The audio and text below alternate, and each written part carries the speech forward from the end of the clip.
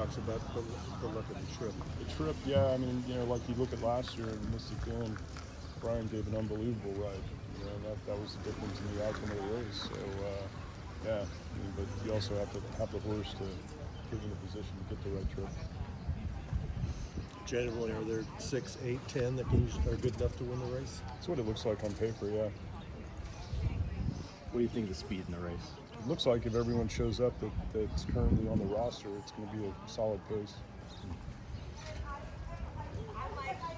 Todd, usually you're coming in here with 2, 3, sometimes 4, even 5 horses that coming off, some of the biggest race preps. A little different year this year with. Yeah, I mean, honestly, November, December, January, I wasn't sure we'd be here with anyone, and this colt stepped up and went from a maiden to an allowance to a very good second in the wood with a difficult trip, and it seems like he's on the improve. So, yeah, we're happy to get him here. And where do you think he fits? I mean, obviously you think he fits, or you wouldn't be here. But with the progression you're seeing, you think if he moves forward, he can be right there? Yeah, I think if you're a fan of the speed figures and such, then he put himself in a position last time to suggest he's capable as anyone else. What's it look like if journalism's going to get beat by either your horse or somebody else?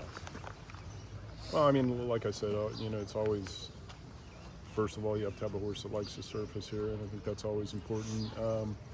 And then it's a matter of working out the trip, and if this is a really hot pace, sometimes that can really make it difficult for the riders to make the right choice on what kind of position they get, how close they are to that pace, and so it's that's what makes it so tricky. I apologize if you've already answered this question, but he was wide around both turns in the wood. Have you seen him kind of take that step forward since that effort? Yeah, we love the way he's trained since the wood. You're right, he was very wide, especially on the first turn, and I think that was a difference in the race. Rodriguez got a great trip, loose on the lead on the rail the whole way, while we were 5, 6 wide on the first turn, 3 or 4 wide on the second turn. But what I liked is, despite that, he kept closing well, and he's come back, he's took the race in good order, and he's trained well since. His pedigree is a Keeneland colt. How confident are you in this 1.25 mile distance for him?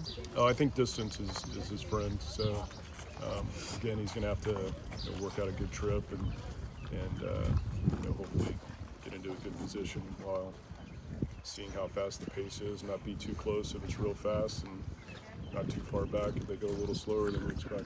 And you might have already also said this as well. I jumped in late, but what were your impressions of that breeze at Keeneland? I thought it was perfect.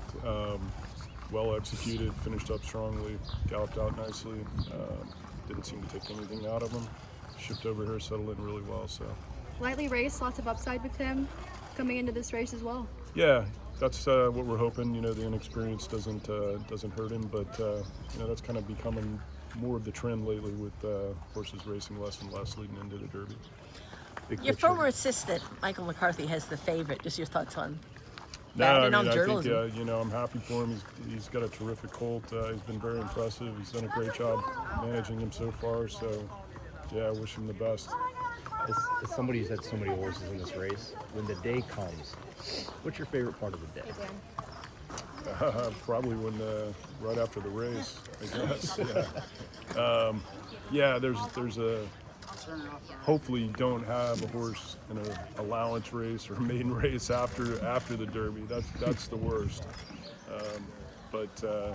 Yeah, no, I mean it's the lead up to it's great. It's always exciting, and the anticipation, and I think just taking that deep breath when it's all over.